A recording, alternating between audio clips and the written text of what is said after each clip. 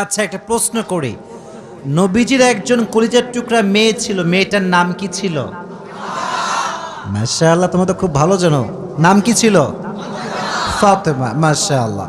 ফাতেমার দুটি সন্তান ছিল, এক হচ্ছে হাসান আর এক হচ্ছে ফাতেমার একজন স্বামী ছিল, স্বামীর নাম কি ছিল? দেখছেন কত অ্যাক্টিভ শ্রোতা আমার। মাশাআল্লাহ। আমি নিয়ত করেছি যেহেতু আজকের মূল উদ্যোক্তা হচ্ছে একজন নারী, তো আজকে আমরা একজন নারীর জীবন থেকে কথা বলবো তার মানে এটা নয় যে শুধু নারীদের ওয়াজ, এটা তা নয়, বরং ফাতেমার জীবনীতেও আমাদের জন্য শিক্ষা আছে না নাই? মাশাআল্লাহ। নবীজির একজন মেয়ের দ্বারাই বংশ চলেছে, বংশের ধারাবাহিকতা চলেছে। মেয়েটার নাম ছিল ফাতেমা। ফাতেমার মায়ের নাম কি ছিল? খাদিজা। বলেন, নাম ছিল কি? ইসলামে সর্বপ্রথম নারী যে ইসলাম ধর্ম গ্রহণ করেছিল তার নাম কি ছিল? খাদিজাতুল কুবরা রাদিয়াল্লাহু তাআলা আনহা। মাশাআল্লাহ। আচ্ছা বলেন তো, ফাতেমার সম্মানটা কম ছিল না বেশি ছিল? নবীজি বলেছেন, জান্নাতে সর্বপ্রথম যেই নারী প্রবেশ করবে এবং জান্নাতের সমস্ত নারীদের যে সরদারিনী হবে তার নাম হচ্ছে ফাতেমা রাদিয়াল্লাহু তাআলা আনহা। সুবহানাল্লাহ পড়ায়। নবীজি বলেছেন, যে ফাতেমাকে কষ্ট দেয় সে আমাকে কষ্ট দেয়, যে ফাতেমাকে ভালোবাসে সে যেন আমি নবীকেই ভালোবাসে। সুবহানাল্লাহ পড়ে।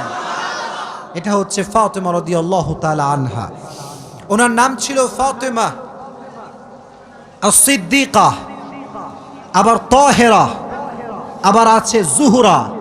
এক এক জায়গায় একটা উপাধি এসেছে, তবে ফাতেমার সম্মানকে আকাশচুম্বী সম্মান করে দিয়েছে একজন। জবান খুলে বলেন তিনি কে?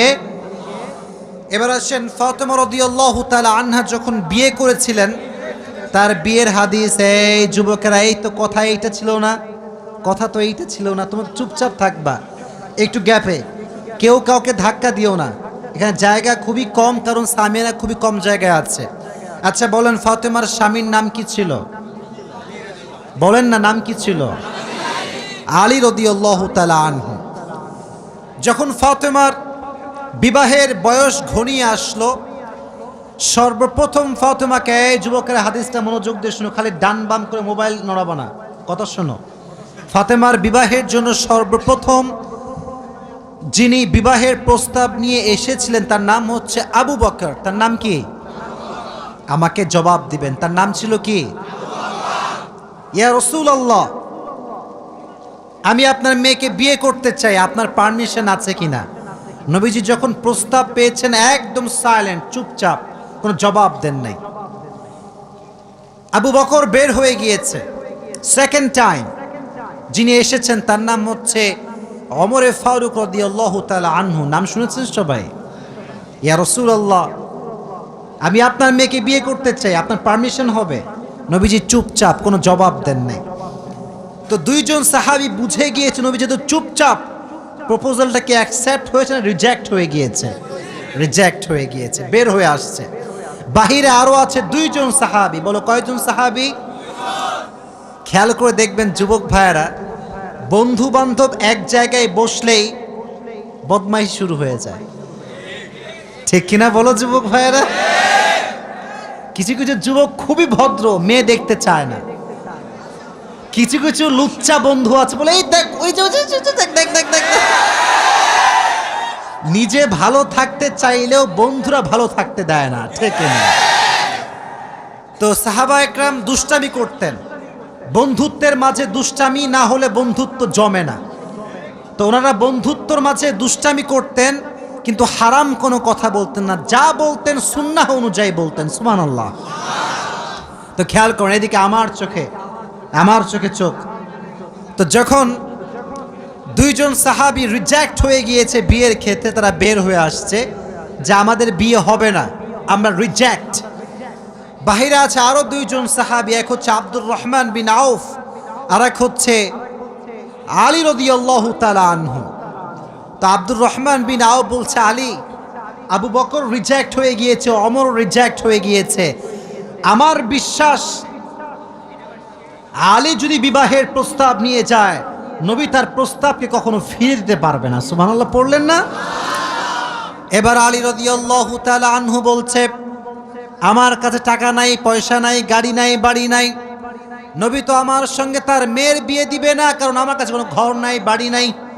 আব্দুর রহমান বিন আওফ বলছে, আগে যাও তো, এটা ট্রাই দিয়ে আসো, চান্স নিয়ে আসো, দেখো কি হয়।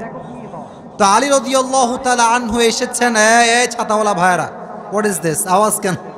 আওয়াজ হবে না প্লিজ। তাকবীর দেন, লিল্লাহি তাকবীর। আল কোরআনের আলো।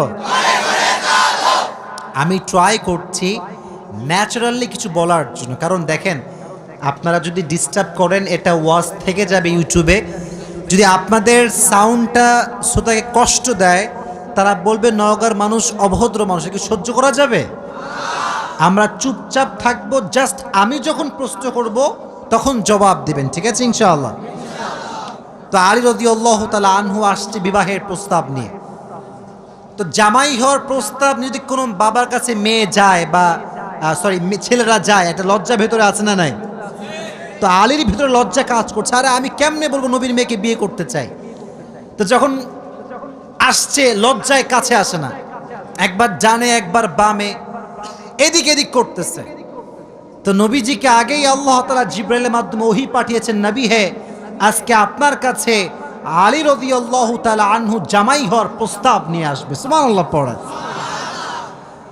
তো নবী বলছেন, আলী তুমি আজকে কেন এসেছো?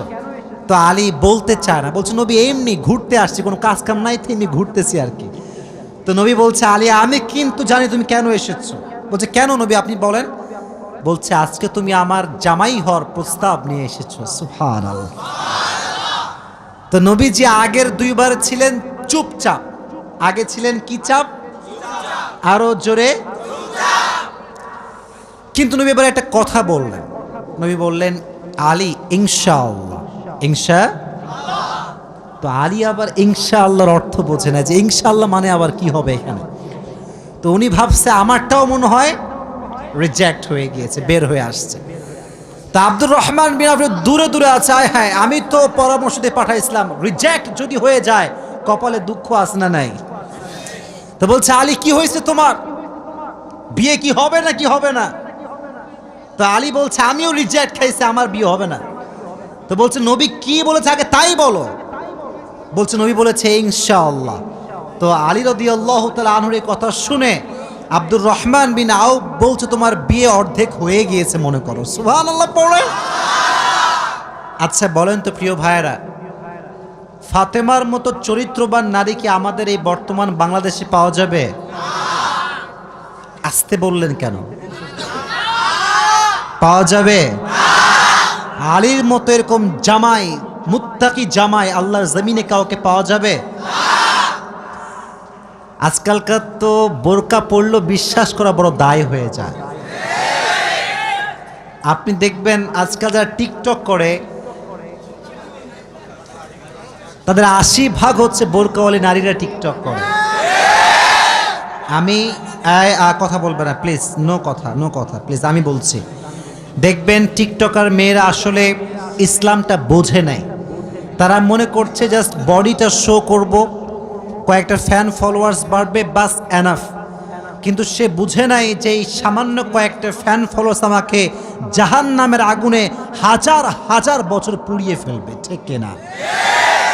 They don't have any kind of realization, অনুধাবন নাই। এই যে একটা মেয়ের চেহারা আমরা দেখছি, তার উলঙ্গ চেহারা, উলঙ্গ বাড়ি ফেসবুকে সে শো করছে, টিকটকে সে শো করছে, আমাদের চোখ কি ভালো হচ্ছে না নষ্ট হচ্ছে? এই যে মেয়ের কারণে চরিত্র নষ্ট হচ্ছে, মেয়ের আমল নামায় গুনাহ আছে না নাই? তো ফাতেমা এরকম নারী ছিলেন না, এতটা খারাপ তিনি ছিলেন না। উনি ছিলেন সবচাইতে চরিত্রের সুমহান পর্যায়ের অধিকারিণী নারী। সুবহানাল্লাহ পড়ায়। তো লাস্টে নবীজি ফাতেমার কাছে আসছেন যে, ফাতেমা একটা কথা বলতে চাই আম্মা জান। দেখেন বাবা কাকে বলে, এই যুবকেরা বাবা কাকে বলে দেখো। বলছে আম্মা জান একদম মনোযোগ দিয়ে শুনবেন, ফিল করে শুনবেন। ফাতেমা তোমাকে একটা কথা বলতে চাই। আব্বাজান বলেন কি কথা? বলতেছে যে তোমার জন্য একজন পাত্র পেয়েছি বিয়ের জন্য। তো ফাতেমা বলছে মান হুয়ার রজুল, হু ইজ দ্যাট পারসন, সে কে? তো নবীজি বলছেন তার নাম হচ্ছে আলী। তো আলীর নাম শুনে ফাতেমা একটা মুচকি হাসি দিয়েছে, সুবহানাল্লাহ পড়ে। তো মেয়েরা কিন্তু কাউকে পছন্দ করলে সরাসরি ইয়েস বলে না, একটু মুচকি হাসি দেয়। আর হাদিসে এসেছে বিয়ের ক্ষেত্রে মেয়েকে মুখ ফুটিয়ে হ্যাঁ বলতে হবে না, যদি সে মুচকি হাসি দেয় এটাই প্রমাণ বহন করে যে সে রাজি হয়ে গিয়েছে, ঠিক না বলো? তো ফাতেমার যেহেতু মুচকি হাসি নবী দেখেছেন, নবী বলছেন ফাতেমা তোমার বিবাহ কার সঙ্গে ফাইনাল? কার সঙ্গে ফাইনাল? আলীর সঙ্গে ফাইনাল। তাহলে এই ক্ষেত্রে আমাদের একটা আদর্শ আছে ফাতেমার জীবনীর থেকে, যখন মেয়েকে বিয়ে দিবেন মুত্তাকি ছেলের সঙ্গে বিয়ে দেওয়া লাগবে, গাঁজাখোরের সঙ্গে বিয়ে দেওয়া যাবে না। আজকালকার গাঁজাখোরের সঙ্গে বিয়ে দেয় এরকম বাপ আছে না নাই? খালি গাঁজাখোর না, টাকলার সঙ্গে বিয়ে দিয়ে দেয়। আজীব কথাবার্তা। এত সুন্দর যুবক নওগাঁর মাটিতে আছে, বাবা টাকলা কেন খুঁজে বেড়ায়? আমি বুঝে আসি না জিনিসটা আর কি। শোনেন একটা বিষয় বলি, বাস্তব কথা বলছি। 15 বছরের মেয়ের সঙ্গে 60 বছরের বুইড়ার কখনো যায় না, এটা মানায় না, এটার সঙ্গে পার্সোনালিটি ম্যাচ খায় না, ঠিক কিনা যুবক ভাইরা? আমি চাই যার বউ নাই সে বিয়ে করুক, বাট যুবকের মনে কষ্ট দিয়ে বিয়ে করা যাবে না। আল্লাহ বোঝার তৌফিক দান করুক, পড়া আমিন। তো যেটা বলছিলাম, বিয়ের ক্ষেত্রে মেয়ের পারমিশন নেওয়ার দরকারটা যুবক ভাইরা আছে না নাই? তো এক বাপকে বলা হলো যে আব্বাজান, থামো, কথা শোনো। কি রে? একজন বাবাকে প্রশ্ন করা হয়েছে যে আব্বাজান এই বামের ছেলে পেলে সব ভদ্র, এখানে সব ভদ্ররা বসে আছে, এর আওয়াজ করছো না তোমরা? চুপচাপ, একদম চুপচাপ প্লিজ। আমি কিন্তু সব সিচুয়েশন কন্ট্রোল করে কথা বলছি, প্লিজ তোমার সাইলেন্ট থাকবা। আচ্ছা, বেশি ছেড়ে গিয়েছে মাশাআল্লাহ, তাকবীর দেন, লিল্লাহি তাকবীর। আল্লাহ মনে হয় ভাবতেছে যে না, আজকে মাহফিলটা হোক, সমস্যা কি? ঠিক না? আল্লাহ সুযোগ দিয়েছেন, আমরা কাজে লাগাবো ইনশাআল্লাহ। তো আব্বাজান আপনি আপনার মেয়েকে কার সঙ্গে বিয়ে দিলেন? इसके सर पर तो बाल नहीं है। तो বলছে যে বাবা बाल नहीं है तो क्या हुआ, माल तो है ना। আজকালকার আব্বাজানরা অনেক সময় টাকাকে বেশি গুরুত্ব দেয়, তাকওয়াকে গুরুত্ব দিতে চায় না, এরকম বাবা আছে না নাই? বিয়ের ক্ষেত্রে মুত্তাকি ছেলেকে গুরুত্ব দেওয়ার দরকারটা আছে না নাই? Number 1 point. নাম্বার 2, ফাতেমার জীবন থেকে আমরা 2 নাম্বার বিষয় শিখব যে একজন স্ত্রীর আদর্শ কেমন হওয়া দরকার, স্বামীর সঙ্গে ব্যবহার কেমন হওয়া দরকার, জানা দরকারটা আছে না নাই? আজকালকাল দেখবেন আপনারা প্রিয় ভাইয়েরা, সারাটা জীবন স্বামী তার বউয়ের জন্য খাটে, টাকা পয়সা গাড়ি বাড়ি সব দেয়, একদিন গিয়ে বলে কি জানেন, তুমি আমারে কি দিলে, তোমার কি তুমি জীবনে করলা আমার জন্য? অমকের জামাই তার শ্বশুরকে কত কিছু দিল, আমার স্বামীটা আবুল কিছু দেয় না আমার। এরকম স্বামী বউ আছে না নাই? আজীব কথাবার্তা, এটা ঠিক না। মনে রাখবেন, জাহান্নামে সবচাইতে সেই মেয়েরা বেশি যাবে যারা স্বামীর অকৃতজ্ঞ ছিল। নাউজুবিল্লাহ পড়েন। একটা অবাক করা হাদিস শোনায়। ফাতেমা এমন একজন বউ ছিলেন যিনি তার স্বামীর কাছে কোনো আবদারি করতেন না, কোনো কিছু চাইতেন না। তো একদিন স্বামী আসছে আলী, এসে বলছে এই ফাতেমা, তুমি আমার কাছে কোনো কিছু চাও না কেন? কিচ্ছুই চাও না, আমি চাই তোমাকে দিতে, তুমি নিতেই চাও না। আজকে তুমি এমন একটা কিছু চাইবা যেটা খাওয়ার জিনিস হবে, আমি তোমাকে নিয়ে এসে খাওয়াবো, আমি তোমাকে নিয়ে এসে। তো ফাতেমা বলছেন না, দরকার নাই। কি দরকার? থাক না, কোনো প্রয়োজন নাই। তো আলী আজকে নাসরবান্দা, না আমি খাওয়াই ছাড়বো আজকে, বলো কি খাবা। তো চাওয়ার একটা লিমিটেশন আছে। উনি বললেন আমার কিচ্ছু লাগবে না, জাস্ট বাজার থেকে একটা আনার নিয়ে আসবেন। কি নিয়ে আসবেন? তো আলী রাদিয়াল্লাহু তাআলা আনহু বলছে ঠিক আছে যাও, আমি যাচ্ছি তোমার জন্য নিয়ে আসবো একটা আনার। বের হয়েছেন নেওয়ার জন্য। এই মনোযোগ দিয়ে শুনবেন হাদিসটা, খুব মনোযোগ দিয়ে।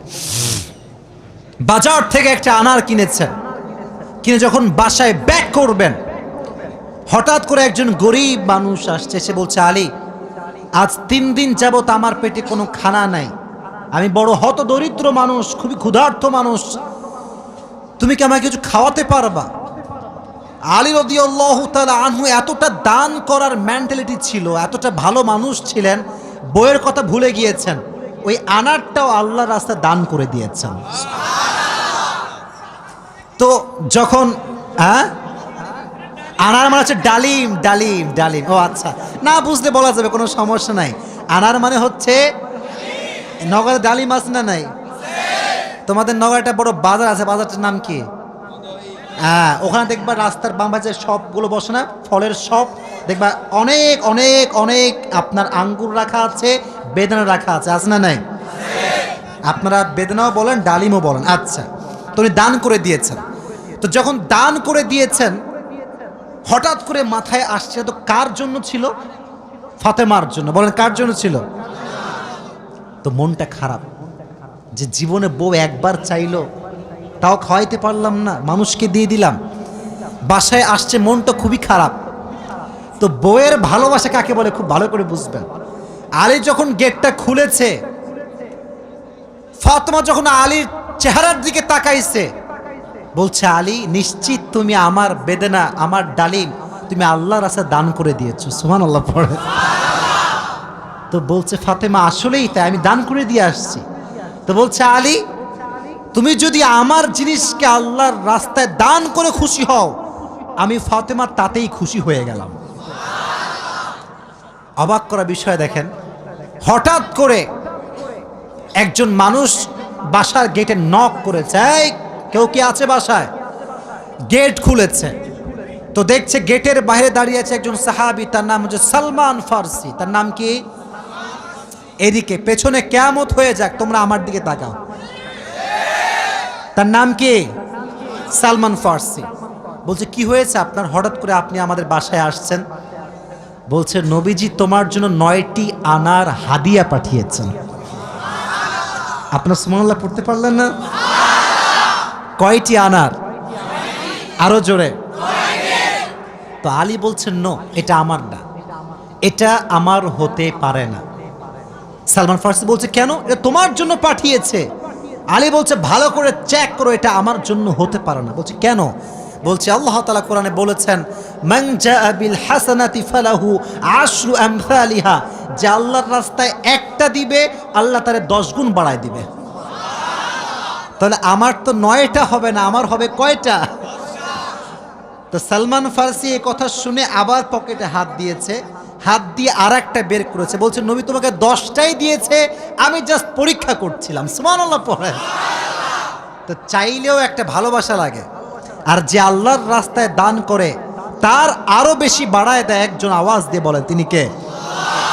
আর একটা রেওয়ায়াত বলি, একদিন ফাতেমা রাদিয়াল্লাহু তাআলা আনহা সুতা বিক্রি করলেন। কি বিক্রি করলেন? সুতার দাম হচ্ছে 6 দিরহাম। কয় দিরহাম? আচ্ছা, তো বলছে, হে আমার স্বামী আলী, 6 দিরহাম নিয়ে কয়েকটা রুটি নিয়ে আসো হাসান এবং হোসাইনের জন্য। কার জন্য? হাসান এবং হোসাইন কার সন্তান? ফাতেমা এবং আলীর সন্তান। তো অবাক করে একটা রেওয়ায়াত, আমি জাস্ট গতকালকে এটা পড়লাম, এটা আমি আগে জানতাম না। তো বের হয়েছে বাসার থেকে রুটি কিনবার জন্য। কি কিনবার জন্য? রুটি কিনে ফেলেছে। Just he was coming back to home, বাসায় আসছিলেন। হঠাৎ করেই গরিব আসছে, অসহায় মানুষ। আলী, কিচ্ছু নাই পেটে খাওয়ার মতো, তুমি কিছু দিতে পারবা? আলীর মনোমাইন্ড এতটা বড় ছিল, যা কিনতে গিয়েছিল ফ্যামিলির জন্য, ওইটাও আল্লাহ রাস্তায় দান করে দিয়েছে। জোরে সোরে পড়ুন সুবহানাল্লাহ। সন্তানের জন্য খাবার আপনি কিনেছেন, কিন্তু দান করে দিয়েছেন, কিন্তু ভেতরে একটা কষ্ট আছে না নাই? দেখো, এই যুবকেরা, প্লিজ প্লিজ লাফালাফি করো না, এদিকে আমার দিকে একদম স্থির হয়ে থাকো। চুপচাপ স্থির থাকো, কারণ নওগাঁর মানুষ তো এরা অভদ্র ঘরের সন্তান, এরা সব ভদ্র ঘরের সন্তান, ঠিক না? চুপচাপ থাকেন। তো যখন ফিরে আসবেন, হঠাৎ করে একজন লোক আসছে, এসে বলছে, আলী তুমি কি উটটা কিনবা? উট? বলেন কি? তো আলী বলছে, না ভাই টাকা পয়সা নাই, কেনার সম্ভব না। তো বলছে, তোমাকে আমি এইটা এখন দিচ্ছি, তোমার যখন বিক্রি করার সুযোগ হবে তখন বিক্রি করবা, তোমার লাভ তুমি রাখবা আর আমারটা আমাকে দিলেই হবে। তো আলী বলছে, ঠিক আছে দাও। জাস্ট উটটা নিয়েছে, উট নিয়ে বাসায় ব্যাক করবে, আবার আরেকজন আসছে, বলছে ভাই এর দাম কত নেবেন বলেন। বলছে ভাই আপনি দাম বলেন। যে উটের দাম হোক 200 দিরহাম, ওই লোক আগেই বলছে আমি এটাকে তোমার কাছ থেকে 300 দিরহাম দিয়ে ক্রয় করে নিব। নিয়ে নিয়েছে উট। তাহলে আগে ছিল মাত্র কয় দিরহাম, এখন তিনি কয় দিরহামের মালিক হয়ে গেলেন? সুবহানাল্লাহ পড়তে পারলেন না? এখন এই যে 300 দিরহামের মালিক যাকে দিবে, লভ্যাংশ খুঁজে পায় না, কই গেল লোকটা? লোক আর খুঁজে পায় না, না পেয়ে বাসায় আসছে। যখন গেট খুলেছে, গেট খুলেই দেখছে নবীজি তার বাসার ভেতরে বসে আছে। বলছে আলী আজকের ঘটনা তুমি বলবা নাকি আমি বলবো? বলছে নবী আপনিই বলেন। বলছে তোমার কাছে সর্বপ্রথম যিনি উট বিক্রি করেছিলেন তিনি আর কেউ নন, তিনি হচ্ছেন জিবরাইল। আর যিনি ক্রয় করেছেন 300 দিরহাম দিয়ে, সে কোনো মানুষ নয়, তিনি হচ্ছেন ইসরাফিল। কেন নবী এটা কেন আমার সঙ্গে হলো? বল তুমি যে নিজে না খেয়ে মানুষকে খাওয়াইছো, এটা আল্লাহর কাছে বড্ড ভালো লেগেছে। তো আল্লাহ তোমার এত বেশি বাড়ায় দিয়েছে যে তুমি কল্পনাই করতে পারো না। সুবহানাল্লাহ পড়েন। তাহলে প্রিয় ভাইয়েরা, আল্লাহর রাস্তায় দান করার জন্য আলী এবং ফাতেমার থেকে শিক্ষা নেওয়ার দরকারটা আছে না নাই? যতটুকু পারি নিজেও খাবো, মানুষকেও দিব। নিজে খাবো, মানুষকে দিব না, এটা স্বার্থপর ছাড়া কিচ্ছু হতে পারে না। আমরা স্বার্থপর হব না, ভালোবেসে যাব। আল্লাহ ভালোবাসার মন আমাদের দান করুক, পড়না আমিন। আর একটা হাদিস, আচ্ছা বলেন তো পরিবারের, আচ্ছা এখানে সব যুবক আমার মনে হয় আমরা মধ্যবিত্ত পরিবারের সন্তান, ঠিক আছে না প্রিয় ভাইয়েরা? শোনেন একটা কথা বলি, অনেক সময় অনেক যুবকের মন খারাপ হয় যে হুজুর শখের একটা R15 নাই, শখের একটা আইফোন নাই, ঠিক আছে না প্রিয় ভাইয়েরা? শখের একটা গাড়ি নাই, শখের একটা বাড়ি নাই। অনেকের এটা কষ্ট থাকে, না বললে হবে না, এটা মানুষ হিসেবে কষ্ট লাগে, ঠিক আছে, কিন্তু মাথায় রাখবা, এদিকে হাদিস বলছি, গরিবরা, মধ্যবিত্তরা বড়লোকের চাইতে 500 বছর আগেই জান্নাতে প্রবেশ করবে। এবার খুশি না বেজার? এবার হাদিস শোনা। হঠাৎ করে একদিন আলী এবং ফাতেমার ঘরে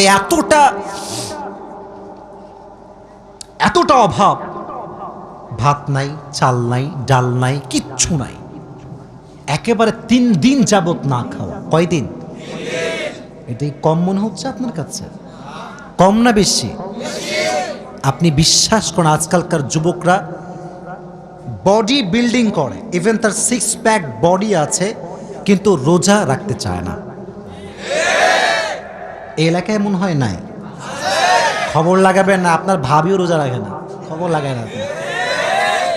বলবেন যে ভাবি হোয়াট ইজ দিস, রোজা রাখেন না এখন? বলছি বাবা গায়ে শক্তি নাই, দুর্বল। একদিন এক যুবককে বললাম, কি রে তুই আমার ওয়াজ শুনিস না? বলছে অবশ্যই শুনি। তাই রোজা রাখিস না কেন? বলছে যে ভাই রোজা রাখলে বডি কমে যাবে। নাউজুবিল্লাহ পড়তে পারলেন না প্রিয় ভাইরা? কয়েকদিন যাবত না খাওয়া। এবার আলী রাদিয়াল্লাহু তাআলা আনহু বাধ্য হয়ে গিয়েছেন, আর পারছেন না। বলছে ফাতেমা যাও, বাবার কাছে যাও, বলো আব্বাজান বাসাতে খাবার মতো কিছু নাই, আপনার কাছে কিছু হবে খাওয়ার মতো? আহা!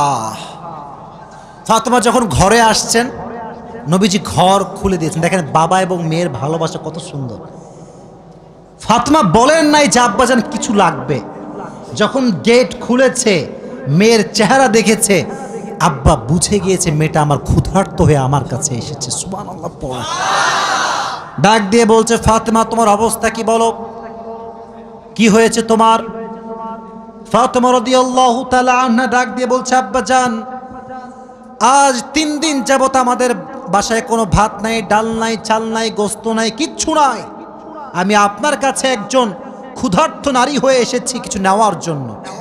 তো নবীজি বলছেন, এই যুবকেরা এদিকে তাকাও।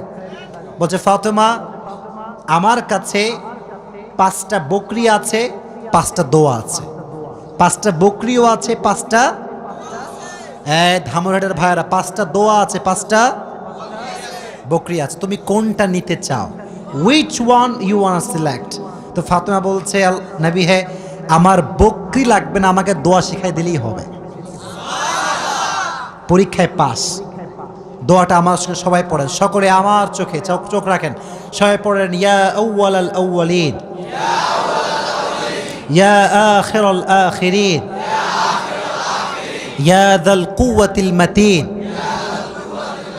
ইয়া রাহিমাল মাসাকিন, ইয়া আরহামার রাহিমিন।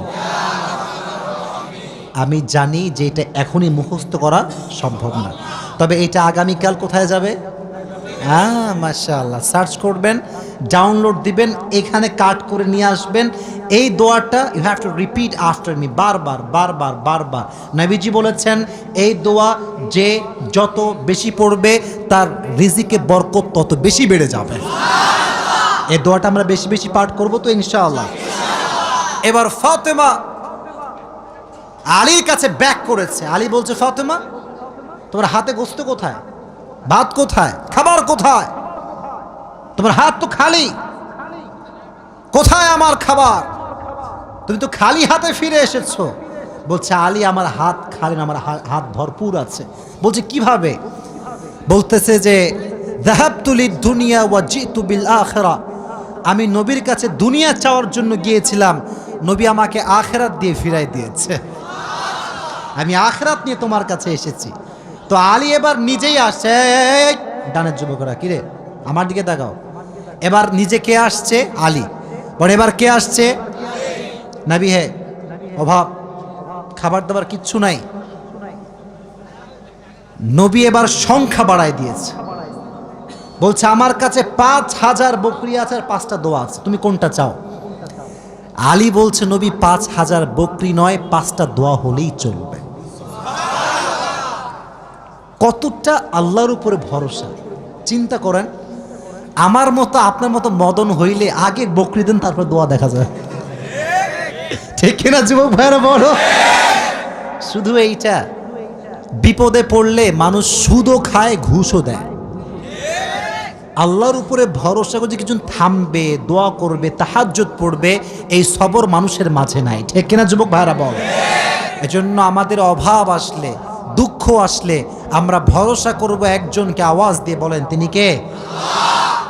আপনারা মনে হয় বিরক্ত হয়ে গেছেন, আমি দোয়া করে দেব, তাই না? না না, বিরক্ত হয়ে গেছেন মনে হয় না।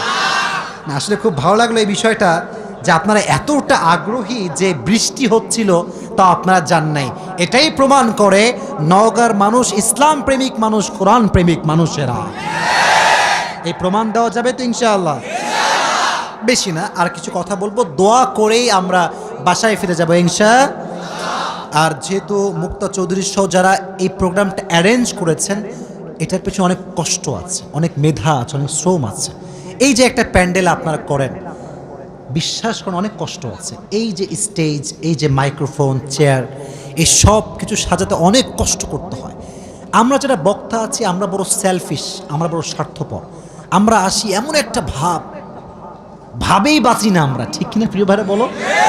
মানে আমাদের ভাব দেখলে মনে হয় আকাশ থেকে নেমে আসছি আমরা।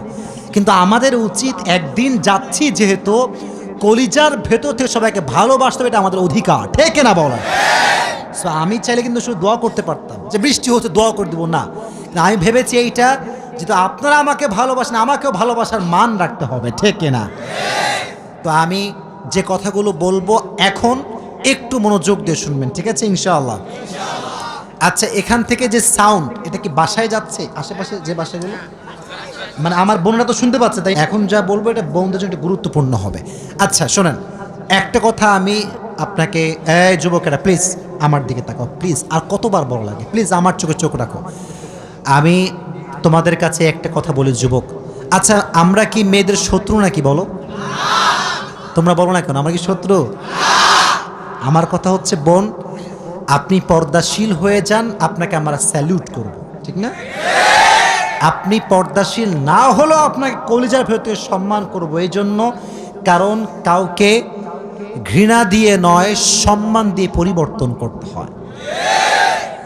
আমাদের যে আজকাল অ্যাটিটিউড আমাদের বক্তাদের ভেতরে, দেখবেন যে আমরা বাংলাদেশে ভাই যেই পরিমাণ হুজুররা আর এক হুজুরকে বদনাম করে, পৃথিবীতে দ্বিতীয় আর কোথাও আপনি এরকম পাবেন না। এই মাইকটা পাইলে ওই হুজুর কনফার্ম জাহান্নামী, ওই হুজুরের বাপ কাফের, ওই হুজুর দাদা কাফের, এই হুজুর নিজেও কাফের, 14 হুজুর সবই কাফের। আচ্ছা সব হুজুর যদি কাফের হয় তাহলে জান্নাতে যাবে কে? জান্নাতে যাবে কে? ন্যারো মাইন্ডেড আমরা, খালি ভুল ধরতে পারি, গুণ ধরতে পারি না, ঠিক কিনা বলো? তো আজকের এই নওগাঁর ধামইরহাট, তাই না? ধামইরহাটের মাহফিল, আমি একটা ছোট্ট কথা বলছি। আমি আমার এটা কখনো আমি বলি নাই, আজকে ফার্স্ট বলছি। আমি আমার বন্ধুদের কাছে ক্ষমা চাচ্ছি আজকের, কারণ আমার কথায় কিছু মিস্টেক ছিল। কি মিস্টেক ছিল? মেয়েদেরকে আমি যা শিখেছি এই পর্যন্ত, মানে আমার এই ক্যারিয়ারে, যুবক ভাইরা তোমরা এটা ভালো করে শুনবা, কারণ সামনে বিয়ের দিন তো আসতেছে, তাই না? এখন থেকে রোমান্টিক হওয়ার দরকার আছে না?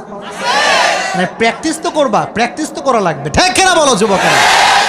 তো দেখো আসলে কি জানো, মেয়েদের সঙ্গে কড়া হয়ে কোনো লাভ নাই, ঠিক আছে না? মানে মেয়েরা কড়া সব একদম পছন্দ করে না।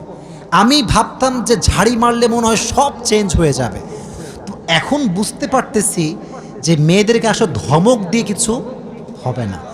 যা বলতে হবে সম্মানের সঙ্গে বলতে হবে, একদম পরিপূর্ণ রেসপেক্ট দিয়ে বলতে হবে। মেয়েরা দেখবা অটোমেটিক্যালি পরিবর্তন হয়ে যাবে, ঠিক কিনা বলা? এটা আমি শিখেছি তারিক জামিলের থেকে। নাম শুনছেন আপনারা?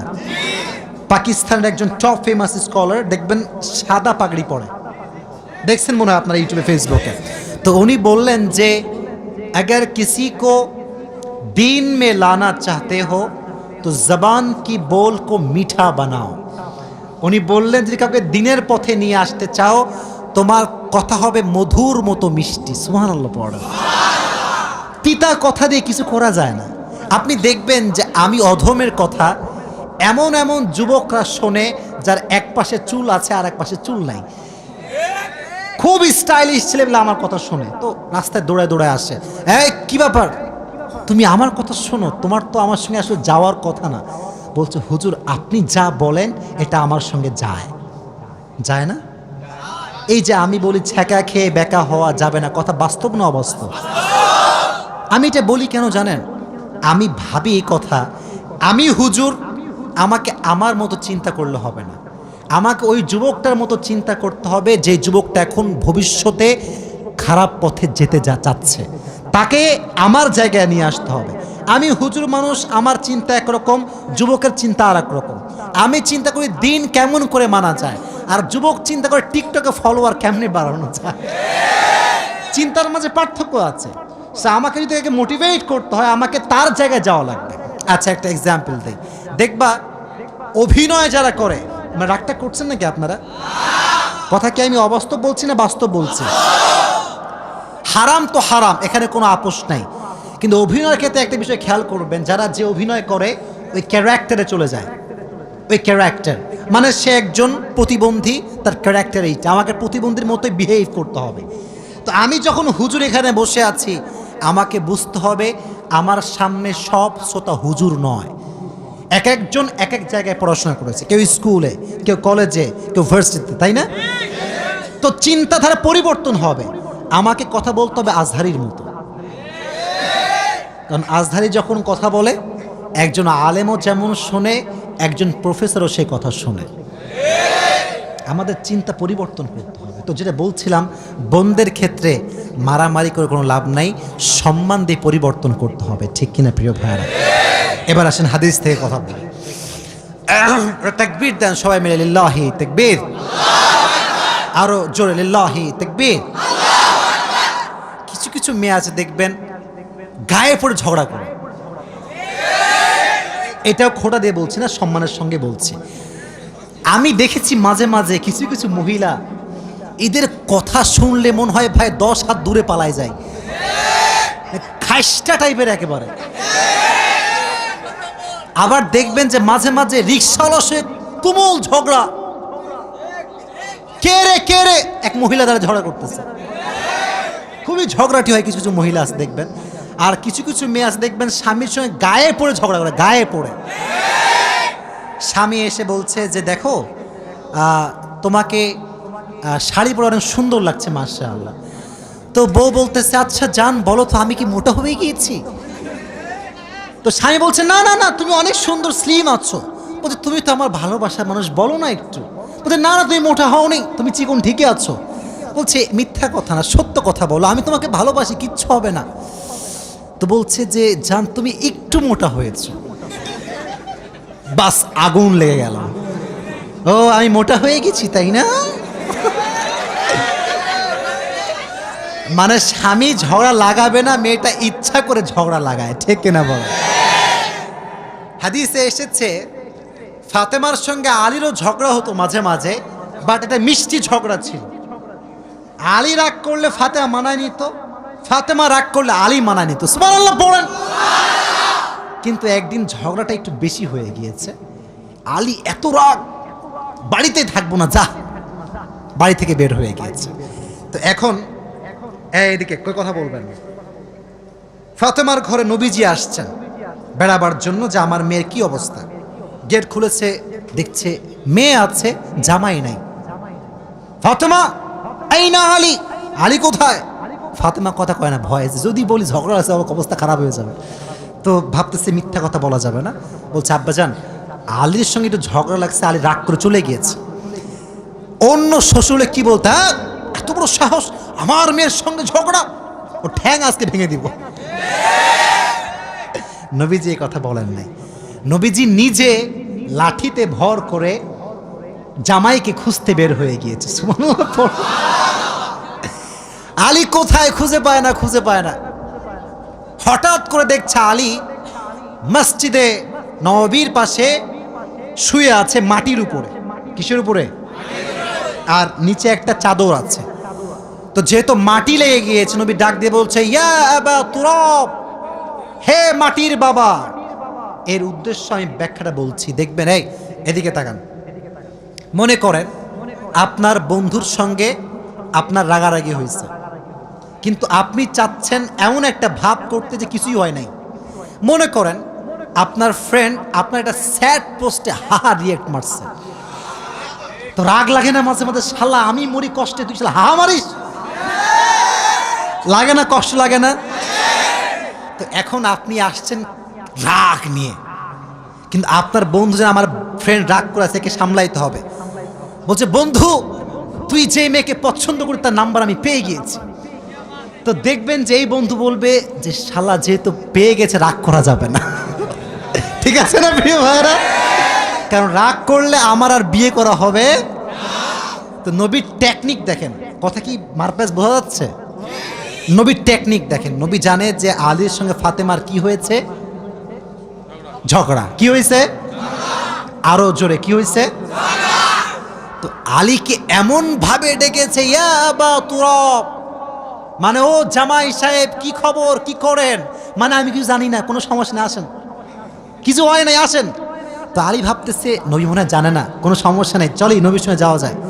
তো নবী এদিকে তাকান, প্র্যাকটিক্যালি বোঝেন, আমি অ্যাক্টিং করে বোঝাচ্ছি, অভিনয় করে। নবীজি বললেন আলী ওঠেন, নিজে জামাইয়ের হাত ধরে উঠালেন। সুবহানাল্লাহ পড়েন। গল্প করতে করতে জামাই শ্বশুর যাচ্ছে বাড়ির দিকে। এদিকে বাসায় আছে কে? বাসায় আছে কে? নবীজি গেট নক করলেন, ফাতেমা তুমি কোথায়, বের হও। ফাতেমা গেট খুলেছেন। ফাতেমা একটু হোপ মেরে আছে, মানে রাগ, স্বামীর উপর একটা মিষ্টি রাগ। নবীজি বুঝে গেছেন যে ফাতেমা রেগে আছে। আলীও তাকাচ্ছে না। ভালোবাসার রাগ আর কি। ভালোবাসা হচ্ছে এমন একটা জিনিস, এখানে রাগ না থাকলে, অভিমান না থাকলে ভালোবাসা জমে না আসলে, ঠিক না প্রিয় ভাই? আচ্ছা, তো নবীজি বলছেন ফাতেমা এই দেখেন, এদিকে তাকান, এদিকে তাকান। ফাতেমা ডান পাশে বসো। আলী আমার কাছে আসো, রোম্যান্টিক সিন ম্যান, বামে বসো। তো বলছে আলী তোমার হাত দাও, ফাতেমা তোমার হাত দাও, এবার আমার বুকের দিকে তাকান, এই যে এখানে। নবীজি ফাতেমার হাত এখানে রাখলেন নিজের বুকের উপরে, আলীর হাত তার উপরে, আর নবীজি এই দুইটা হাতের উপর নিজের হাতটা রাখলেন। এই তিনটা হাত একসঙ্গে, একটা হচ্ছে ফাতেমার হাত, আর একটা হচ্ছে আর একটা নবীজির নিজের হাত। সুবহানাল্লাহ পড়ে। নবীর হাত যেখানে আছে বরকত কম না বেশি? তিনটা হাত রেখে নবীজি দেখেন কি চালাক নবী, কি চালাক নবীজি। বলছে ফাতেমা বলো আই লাভ ইউ, বলো কি। আসলে হাদিসের শব্দ আই লাভ ইউ না, আমি জাস্ট আপডেট করে এটাকে বোঝাচ্ছি। আলীকে বলছে আরে তুমি বলো আই লাভ ইউ টু, বলো আমাদের কোনো রাগ ঢাক কিচ্ছু নাই। নবীর হাতের ছোঁয়া পেয়ে তারা সব রাগ ভুলে গিয়ে আবার মিলেমিশে একাকার হয়ে গেল। ঝগড়া লাগতে পারে, মনে রাখবেন সম্পর্কে রাগ হতে পারে, অভিমান হতে পারে, বাট ছেড়ে যাওয়ার নাম ভালোবাসা নয়, হাতটা আগলে ধরার নাম হচ্ছে ভালোবাসা। ঠিক কিনা ভাই? তো হাত ধরে রাখলেন যে হাত ছাড়া যাবে না। যখন মিটমাট নবীজি বের হয়ে আসলেন, নবীজির চেহারা এতটা খুশি, যখন সাহাবা একরামদের কাছে আসছে নবীর চেহারার থেকে নূর বের হতে শুরু করে দিয়েছে। ইয়া রাসূলুল্লাহ আপনি এত খুশি কেন? বলছে সাহাবা একরাম শোনো, আজ আমি আমার মেয়েকে তার জামাইয়ের সঙ্গে মিলাই দিয়ে আসছি। সুবহান। এই জন্য ঝগড়া হতে পারে বাট ডিভোর্স দেওয়া যাবে না। আজকালকার ডিভোর্স এত বেশি বেড়ে গিয়েছে, যে পরিমাণ মানুষ মরে তার সাথে বেশি ডিভোর্স বাংলাদেশে হয় মনে হয় আজকাল। ডিভোর্স দেওয়া যাবে, মানিয়ে নেওয়ার দরকারটা আছে না নাই? এই জন্য বোনদের কাছে আমার আবদার, অনুরোধ, রিকোয়েস্ট, স্বামীকে খোটা দিয়ে নয় ভালোবাসা দিয়ে বোঝাতে হবে। স্বামীকে তার অতীত দিয়ে নয় তার বর্তমান দিয়ে জাস্টিফাই করতে হবে। কিছু কিছু মেয়ে আছে স্বামীর একটু খারাপ পাইলে হয় তোর মতো শয়তান কেউ নাই, এরকম মেয়ে আছে না নাই? শুধু একা একা অপমান করো না, এলাকার মানুষ সবার সামনে। মনে রাখবেন যেই মেয়ে তার স্বামীর বদনাম করে সেই মেয়ে ভালো হতে পারে না। স্বামীকে বদনাম করে ঠিক করা যায় না, স্বামীকে ভালোবাসা দিয়ে ঠিক করতে হয়। ঠিক না? তবে মাঝে মাঝে সিচুয়েশন পরিবর্তন হলে পদক্ষেপ নেওয়া যাবে, বাট ডিভোর্সের পর্যায়ে যাওয়া এটা ভালো কোনো কাজ হতে পারে। আল্লাহ আমাদের সকলের দাম্পত্য জীবনকে সুখময় করে দিক, সকলেই পড়না আমিন। তাহলে আমরা শিখলাম বিয়ের ক্ষেত্রে মেয়ের পারমিশন নেওয়ার দরকারটা আছে না নাই? ফাতেমার বিয়ের ক্ষেত্রে নবীজি পারমিশন নিয়েছেন কি নেন নাই? Number 1 point. নাম্বার 2, এই বাচ্চারা এই এক মোবাইল দিছে কে রে? হ্যাঁ না মুরব্বী আব্বাজান আপনার পাশে কিচ্ছু হয়নি, এ কিচ্ছু হয়নি, একে ঝাড়ে না না কিছু বলেন না, ঝাড়ি মারা যাবে না, ও আবার এখানে আসবে, তো ওকে আসতে হবে। ও আজকের শ্রোতা আগামী নামাজি হবে ইনশাআল্লাহ। এদের সঙ্গে বাজে ব্যবহার করবেন না। কিছু কিছু হুজুর দেখে এই বাচ্চারা এই বাচ্চা যাওয়ার সময় তওবা করে ইয়ার কভি ভি মাহফিল মে নেহি আয়েঙ্গে হাম, ও তওবা করে যায়। ঠিক না প্রিয় ভাইরা? আবার মাঝে মাঝে দেখবেন বাচ্চা যখন মসজিদে যায়, মুরব্বী আছে কিছু মুরব্বী ঠেটা টাইপের, মানে ঠেটা ঠেটা ঠেটা মুরব্বী আছে এলাকায়। তুই কার বেড়া রে, আজীব কথাবার্তা। বাচ্চা আসলে পকেটে চকলেট রাখবেন, আব্বু এদিকে আসো, কয় রাকাত পড়লা? আমি একজন বাচ্চাকে বললাম কি রে ফজর নামাজ কয় রাকাত বা 10 রাকাত? ও বোঝে না বাট আসে, তো ওকে তাড়ায় দেওয়া যাবে? ভালোবাসার দরকারটা আছে না নাই? তাহলে 1 নাম্বার শিক্ষা, মেয়েকে বিয়ে দেওয়ার ক্ষেত্রে পারমিশন নিব। আজ আছেন তো ইনশাআল্লাহ। 2 নাম্বার, যতই অভাব হোক না কেন আল্লাহর রাস্তায় দান আমরা করবো তো ইনশাআল্লাহ। আর মেয়ে যখন স্বামীর কাছে কিছু চাইবে, খারাপ ভাষায় চাইবে না ভালো ভাষায় চাইবে? ভালো ভাষায়। আচ্ছা, লাস্ট নাম্বার সেটা হচ্ছেই আমরা যখন বিয়ে করব যতই ঝগড়া হোক সমাধান করে নিব, কেউ কাউকে ছেড়ে যাওয়ার চেষ্টা করব। আমি অধম, যা যা বলেছি, যতটুকু বলেছি আল্লাহ তাআলা সবাইকে সে অনুযায়ী আমল করার তৌফিক দান করুন, সকলেই পড়না আমিন। আসলে যেহেতু আজকের প্রোগ্রামটা একটু অনাকাঙ্ক্ষিত হয়ে গিয়েছে, আপনারা যদি বসে থাকতেন, আমি যদি কথা বলতাম, মজাই হতো আলাদা, তাই না আজকে? তবে আমরা দুঃখ পাইনি, আমাদের ভরসা আশা একজনের উপরে, তিনি কে? আমি এটা বিশ্বাস করি, বিশ্বাস করেন, এটা হয়েছে, এটাই মনে হয় ভালো হয়েছে। মানে আল্লাহ যা চাইছে ভালোর জন্য তো চাইছে, তাই না? আমি একটা কথা বলি, লাস্ট কথা। কালকে আমার প্রোগ্রাম ছিল সাতক্ষীরা, নাম শুনছেন? খুলনার সঙ্গে হচ্ছে সাতক্ষীরা, যশোর পার হয়ে যাওয়া লাগে। আমি আমার বাস্তবিক কথা বলছি, আল্লাহ ভালো চায় বলেই সব কাজ করে। আমার ইচ্ছা ছিল যে সুন্দরবন কখনো যায়নি, আমি কিন্তু খুলনা জন্মগ্রহণ করছি, আপনারা জানেন খুলনাতে, আমার জন্ম হচ্ছে খুলনাতে। তো ভাবলাম যে এবার সাতক্ষীরা মাহফিল করব, অবশ্যই সুন্দরবনটা দেখেই আসবো। আমি শুক্রবার জুমা পড়িয়েছি হচ্ছে গাইবান্ধা, কোথায়? মানে গরুবান্ধা, গাইবান্ধা আর কি। আচ্ছা, জুমা পড়িয়ে ভাবলাম, আমি বলছি যেটা ভালো করে বুঝবেন, এটা আমি মজা করার জন্য বলছি না, শিক্ষা আছে এখানে। তো গাইবান্ধার থেকে আপনার সাতক্ষীরা হচ্ছে প্রায় 12 থেকে 14 ঘন্টার জার্নি। কম না বেশি ভাই? অনেক দূর। কিন্তু বিশ্বাস করুন, আমার নিয়ত হচ্ছে গাইবান্ধার থেকে সোজা যাব একদম খুলনা সুন্দরবন। নাটোরে যখন আসছি, নাটোর থেকে 2টা ট্রাম, এক হচ্ছে সাতক্ষীরা আর এক হচ্ছে রাজশাহী। তো আমার পিএস বলছে, ভাই আমার বউ আছে, বাড়ি যাওয়া লাগবে। তো এই কথা শুনে আমরা খুব রাগা, সুন্দরবন ঘুরবো, কিসের বউ, এখন কোনো বউ হবে না। তো যাই হোক, পরে গিয়ে আমরা বললাম ঠিক আছে চলেন রাজশাহীতে যাই। কিন্তু আমার ড্রাইভার সাহেব বলছে, হুজুর আমার বউটা সব অন্য জায়গায় গেছে, আমি যেতে পারবো না। তো কেমন যেন আল্লাহ তাআলার ইচ্ছা 12 ঘন্টার জার্নি আমরা করি নাই। তো বললাম ঠিক আছে চলেন রাজশাহীতে যাই। আমি বললাম নিশ্চিত লিখে রাখেন, এখানে কোনো একটা কল্যাণ লিখে রেখেছে কে? রেখে দিয়েছে কে? যা কথা তাই। বাসায় আসলাম, মাথায় প্রেশার যে আবার ঘুম থেকে উঠেই যাওয়া লাগবে সাতক্ষীরা। সকালে কল যে হুজুর মারাত্মক বৃষ্টি, আমাদের বিশাল বড় প্রোগ্রাম, কয়েকটা থানা মিলে আমাদের মাহফিল, বিশাল বড় প্যান্ডেল, একটা ঝড় একটা বৃষ্টি সব বানচাল করে দিয়েছে, সব শেষ। তার মানে হচ্ছে হুজুর আপনাকে আসতে হবে না।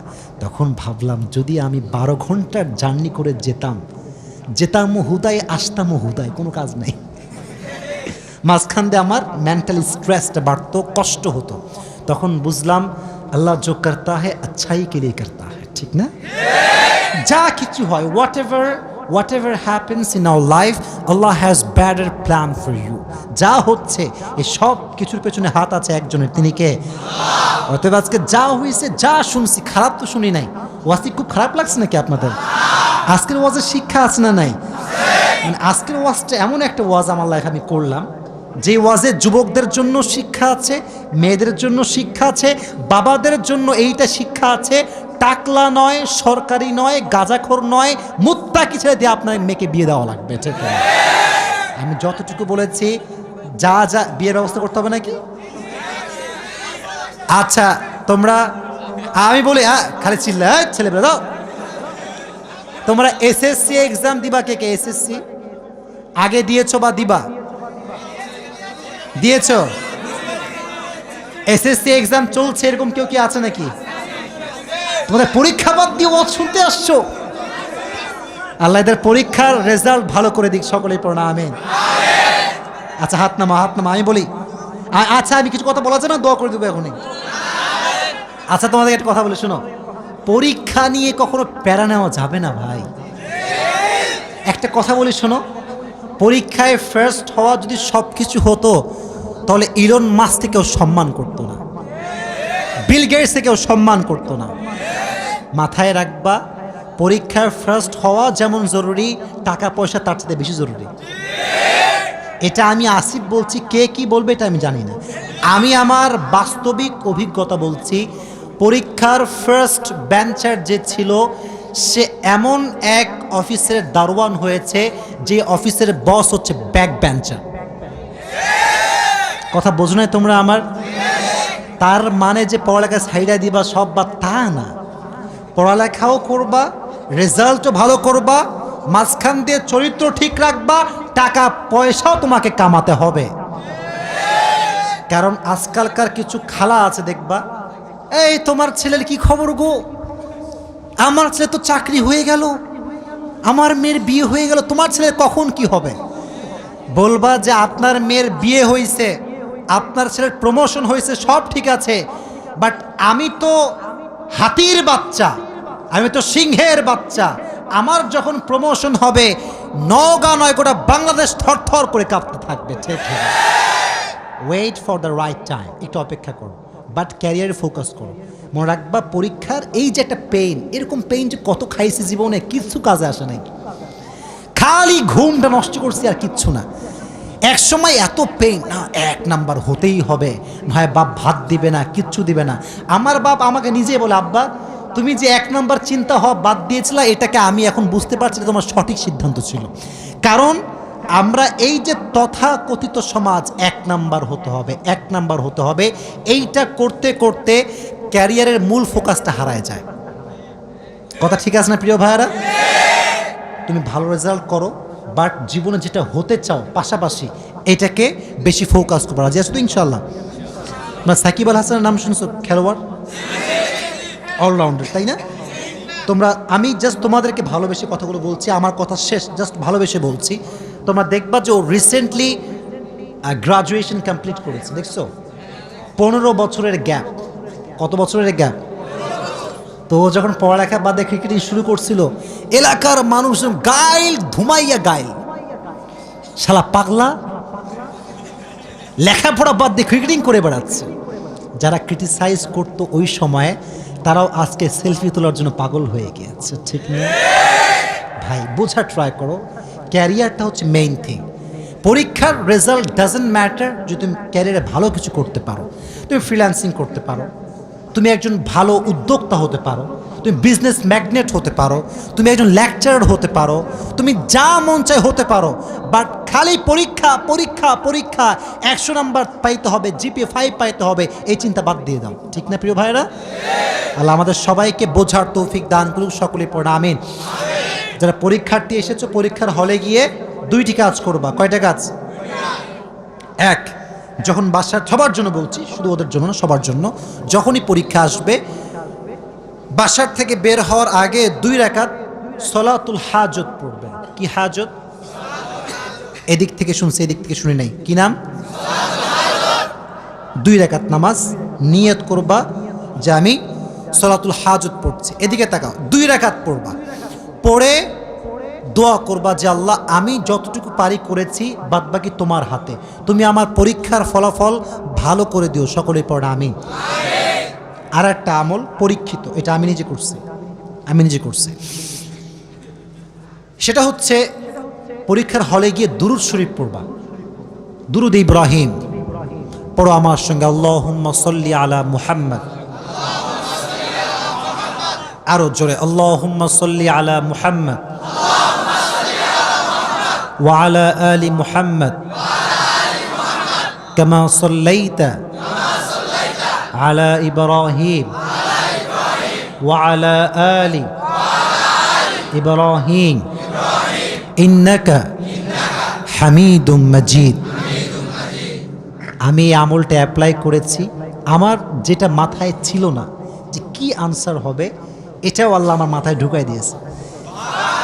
ইভেন আমি আল্লাহকে সাক্ষী রেখে বলছি, আল্লাহর কসম করে বলছি, আমার রেজাল্ট, এটা শো অফ না, এটা আমার শো অফ মনে করে প্রচার করে দিও না, শো অফ না, আমার রেজাল্ট যে এত ভালো হয়েছে, যে সেকেন্ড হয়েছে আমার পরে, যে সে আমার চাইতে 100-এরও বেশি কম নাম্বার পাইছে, আলহামদুলিল্লাহ। তার মানে যে আমি খুব ভালো তা না, উদ্দেশ্য হচ্ছে আমলে একটা ইফেক্ট আছে। যদি আমলকে আপনি বিশ্বাস করে করতে পারেন, আমলের আপনার একটা পরিচয় দিয়ে দিবে একজন, আওয়াজ দিয়ে বলেন তিনি কে।